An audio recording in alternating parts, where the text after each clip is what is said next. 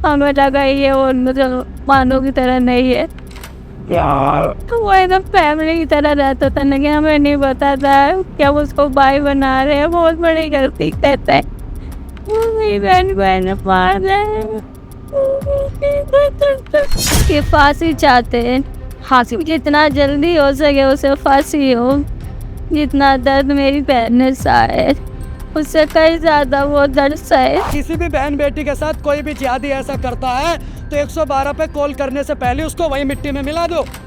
जो होगा देख लेंगे, मुकदमा हो जाएगा, फांसी हो जाएगी। पर एक मिसाल बन जाएगी कि कोई सुअर का बच्चा जिहादी अगर किसी बहन बेटी को छेड़ेगा तो उसके भाई अभी जिंदा वही मिट्टी में मिला देंगे, 4 फुट नीचे वही गाड़ देंगे। इस बात को ध्यान रखना। इनकी जो एक किताब है बिना राइटर वाली, उसके अंदर बताया जाता है हिंदू काफिर है और काफिर की एक ही सजा है, या तो उस इस्लाम स्वीकार कर ले या तो उसको मार दो, क्योंकि काफिर को मारोगे तो तुम जन्नत जाओगे। नमस्कार, आप देख रहे हैं भैया जी गजब और मैं हूं आपके साथ यशस्वी शर्मा। इस वक्त मैं मौजूद हूं उत्तर पूर्वी दिल्ली के अशोकनगर में, जहां से एक सनसनीखेज मामला सामने आया है। आप मेरे पीछे ये 5 मंजिला इमारत देख सकते हैं। यहाँ एक युवक जिसका नाम है तौफीक, वो घुसता है और कॉल करता है एक युवती को जिसका नाम है नेहा। उसको कॉल करके छत पे बुलाता है। उन दोनों के बीच में बातचीत होती है। लगभग 3 साल से वो दोनों एक दूसरे को जानते थे। छत पे जाके वो बातचीत करते हैं, लेकिन बातचीत कब एक झगड़े में तब्दील हो जाती है पता नहीं लगता और युवक लड़की को 5वीं मंजिल से धक्का दे देता है और फरार हो जाता है। जब युवती के माता पिता उसको अस्पताल लेके जाते हैं तो इलाज के दौरान युवती अपनी जान खो देती है, उसकी मौत हो जाती है। अब आस पड़ोसियों से जानने की कोशिश करते हैं, लड़की के परिवार वालों से जानने की कोशिश करते हैं कि आखिर पूरा क्या मामला था, उन दोनों के बीच में क्या रिश्ता था, वो एक दूसरे को कितने साल से जानते थे और एकदम से ये घटनाक्रम पूरा कैसे हो गया। इस वक्त मेरे साथ नेहा की जो बड़ी बहन है मीनाक्षी मौजूद है। उनसे बातचीत करने की कोशिश करते हैं कि आखिर ये सब कैसे हुआ। क्या उनकी बहन नेहा ने कुछ बताया था उनको, तौफीक और नेहा के बीच में जो कुछ चल रहा था वो बहन मानती थी, दोनों के पीछे भाई बहन का रिश्ता था, लेकिन अचानक से ये सब कैसे हो गया। इस पूरा घटनाक्रम की जानकारी हम मीनाक्षी जो नेहा की बड़ी बहन है उनसे लेने की कोशिश करेंगे।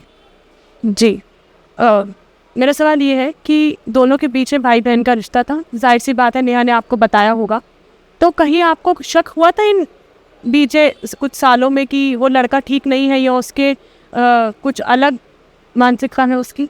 कभी नहीं हुआ, कभी भी नहीं, कभी। आपको लड़का देखने से, हाव भाव से सही लगता था?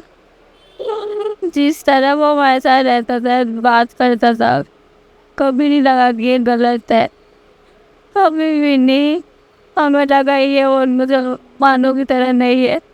वो एकदम फैमिली की तरह रहता था। लेकिन हमें नहीं पता था कि हम उसको भाई बना रहे हैं। बहुत बड़ी गलती कहता है, मेरी बहन मार रहे। देखिए ये स्थिति है। एक परिवार, एक लड़की ने पूरा भरोसा दिखाया दूसरे परिवार पे, दूसरे परिवार के लड़के पे, लेकिन उनको बदले में क्या मिला? एक परिवार की एक बहन थी, उनसे एक बहन छिन गई, एक परिवार से, माता पिता से उनकी बेटी छिन गई। ये स्थिति ऐसी बन चुकी है। क्या दूसरे धर्म पे भरोसा करना सही है कि भरोसे को ऐसे तार कर दिया जाता है? भरोसा इतनी बड़ी चीज़ होती है, लेकिन इस घटनाक्रम के बाद हम देख सकते हैं कि किसी और धर्म के लोगों पे भरोसा किया जा सकता है कि क्या अब हिंदू उस काबिल रहेगा? क्या हिंदू अब ये सोच पाएगा कि मैं मुसलमानों से दोस्ती कर सकता हूँ या मुसलमान धर्म पे, मुस्लिम धर्म पे भरोसा कर सकता हूँ? मेरा सवाल आखिरी आपसे बस यही है कि अब उसको पकड़ लिया गया है, हिरासत में है वो, आप लोग क्या सज़ा चाहते हैं? उसकी फांसी चाहते हैं। फांसी जितना जल्दी हो सके उसे फांसी हो। जितना दर्द मेरी बहन ने सहा है उससे कई ज़्यादा वो दर्द सहे, उसे फांसी हो। सुबह ये एकदम क्या हुआ? वो बुर्का पहन के आता है, वो बुर्का पहन के आया, वो मेरी बहन को मार गया। पहले बहन बोला कि इस तरह काम किया गया। मेरे हिसाब से तो फांसी की सजा होनी चाहिए। फांसी की सजा होनी चाहिए। लगातार महिलाओं के ऊपर अत्याचार क्यों बढ़ रहा है आपके हिसाब से? इसीलिए बढ़ रहा है कि देखो रिश्तों की अहमियत तो रह नहीं गई है और कोई कुछ बोलता रिश्ता कुछ नहीं पाता तो कहीं ना कहीं गलत है। और इस तरह से इन चीज़ों को बढ़ावा ना मिले, मेरा मानना है कि सख्त से सजा दी जाए इस आरोपी को। बिल्कुल। इनमें इतनी हिम्मत कैसे आती है? हिम्मत इसलिए आती, कहीं ना कहीं कमजोरी है, प्रशासन की कमी है? प्रशासन की भी कमी है, कहीं ना कहीं हमारे माहौल की भी कुछ कमियां हैं। हाँ। कि इस तरह से तो वो बंदा इतने करीब कैसे आया है, और वो भाई इस पर भी तहकीकात होना चाहिए कि वो इतने करीब कैसे है, घर में भी घुस गया, छत पे भी ले गया, फिर उसको फेंक भी दिया, इतनी बड़ी घटना कैसे हो गई।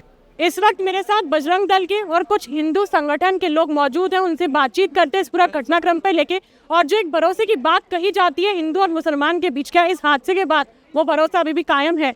जी, रक्षाबंधन की बात करते हैं। सबसे पहले भाई किसी भी हद तक जा सकते हैं अपनी बहन को बचाने के लिए, लेकिन रक्षाबंधन का ऐसा नज़ारा हमने पहली बार देखा है। देखिए, अगर आप शास्त्र पढ़े तो शास्त्र में सीधा सीधा यही कहा जाता है कि रक्षाबंधन और बहन के प्रति भाई का सिर्फ एक ही सबसे बड़ी अगर चीज़ देखें तो रक्षा की चीज़ होती है कि भाई अपनी बहन के लिए कुछ भी कर सकता है, कुछ भी, यानी उसकी रक्षा के अंदर कोई सेंध ना लगा सकते, उसके लिए एक भाई को जो करना पड़ता है वो सब चीज़ करे।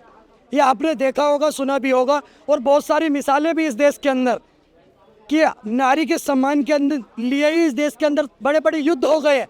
आपने नारी के सम्मान में रामायण देखी है, आपने नारी के सम्मान में महाभारत देखी है, लेकिन आज इस देश के अंदर, जिस देश के अंदर कहा जाता है संविधान का राज्य है, जिस देश के अंदर संविधान का राज कहा जाता है, इसी संविधान के तहत एक लड़की को चौथी पांचवी मंजिल से इसलिए फेंक दिया जाता है कि बात नहीं मानती। बिल्कुल सही बोला आजाद भाई ने कि अगर वो बात मान लेगी तो 6 महीने बाद फ्रिज में मिलेगी। जैसे आपने श्रद्धा, अंकिता और ऐसे उदाहरण देखे होंगे, और नहीं मानेंगे तो तुरंत उसके साथ वो चीज़ें हो जाएंगी। आज ये समझने का विषय है मैडम कि एक टॉपिक के एनकाउंटर से ये चीज़ें ख़त्म नहीं होंगी, और एनकाउंटर से कम तो कुछ होना भी नहीं चाहिए। ये बहुत बड़ा कोई आईजी लग गया, कमिश्नर कौन है जिसके पीछे सरकार का इतना पैसा खर्च होना चाहिए, उसको 10-10 पुलिस वाले संरक्षण दे के कोर्ट पहुँचाने का काम करें। बहुत बड़ा काम करा उन्होंने देश के लिए, पेरिस ओलंपिक में गोल्ड मेडल लाया देश के लिए, जिसको 10 पुलिस वाले संरक्षण दे करके कोर्ट लेकर के जाए। काम करा उसके लिए 200 रुपए की गोली दिल्ली पुलिस की पर्याप्त है, और उत्तर प्रदेश में होता तो अब तक हो गया होता। क्यों इनकी इतनी खराब करनी, क्यों जज साहब का टाइम खराब करना है, क्यों कोर्ट के चक्कर लगा के घूमने। कन्हैया लाल के गर्दन उतारी जिन्होंने, केस कोर्ट में गया, आज उसके ऊपर परसों पिक्चर रिलीज हुई है, पिछले महीने और जमानत पर है, सारे नहीं है। साक्षी का कातिल जमानत पर आ गए कि नहीं आ गए, घूम रहे ना खुले में। इनके भी कातिल 6 महीने बाद, 3-4 महीने बाद जमानत पर होंगे, वो बहन वापस आ जाएगी? वो तो नहीं आएगी ना। तो फिर ऐसे लोगों को धरती पे रहने का कोई अधिकार नहीं है। इनके पीछे क्यों इतना प्रशासन लगा हुआ है, क्यों इनको संरक्षण दे रहे हो, इनको वहां पहुंचाओ। और मैं तो कहता हूँ ये सामाजिक न्याय देने की बात है।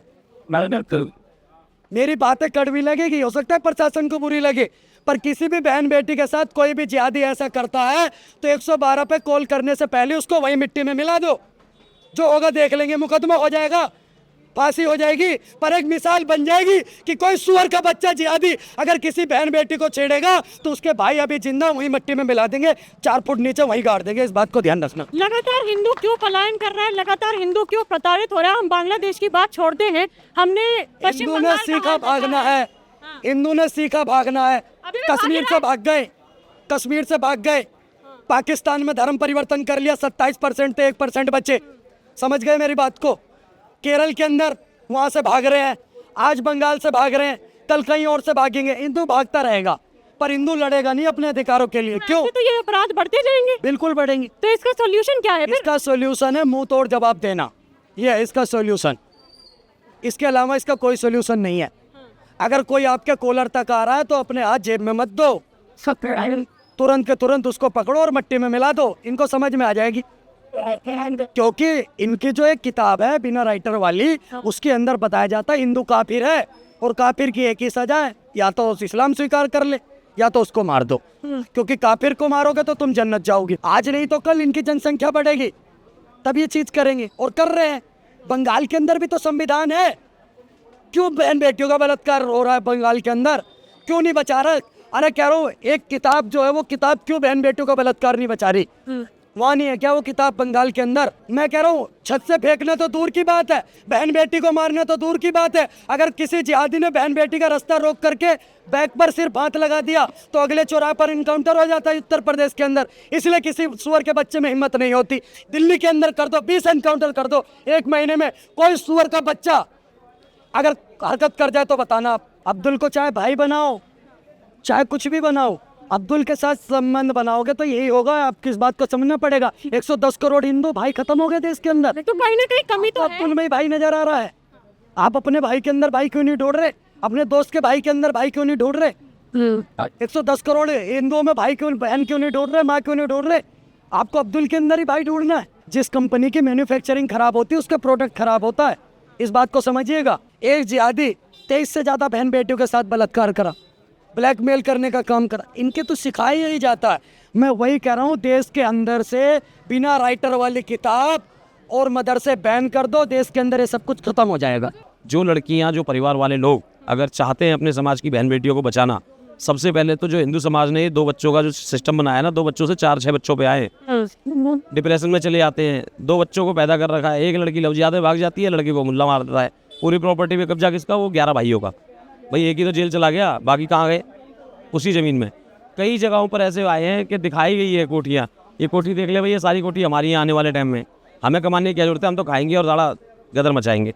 तो इस मानसिकता से कैसे बचोगे आप? हिंदू अपने यहाँ बैठ रहे, वहाँ बैठ रहे, भाईचारे में अपनी ज़िंदगी ख़राब कर रहे हैं। जाति बिरादरी पे एक तो उतरे हुए हैं सारे भाई अपने। एक हिंदू धर्म ऐसा है जो सबसे लड़ सकता है, सबसे संगठन है, पर नहीं, उन्हें तो मुसलमानों के सामने दबना है, ये है जी, कुछ नहीं है। आधे वहाँ भग जाते हैं, आधे वहाँ भग जाते हैं। हिंदुओं से ज़्यादा कोई ताकतवर नहीं है, एकजुट हो गए तो कोई नहीं दबा सकते। इस पूरे मुद्दे पे, इस पूरे घटनाक्रम पे आपका क्या कहना है? और ये जो आरोपी है इसको क्या सज़ा होनी चाहिए? यहाँ पे जितने भी हमने पीड़िता के परिवार वालों से बात करी, परिजनों से बात करी, हिंदू संगठनों से बात करी, उनका एक ही कहना है कि या तो एनकाउंटर हो या तो फांसी, लेकिन सज़ा अवश्य मिलनी चाहिए। कहीं ना कहीं प्रशासन की कमी है कि लगातार महिलाओं के ऊपर अत्याचार बढ़ता जा रहा है और रोक नहीं लग रही है। अगली बार फिर मिलूंगी आपसे, तब तक के लिए बने रहिए भैया जी गजब के साथ। मैं यशस्वी शर्मा, कैमरा पर्सन प्रदीप के साथ। धन्यवाद।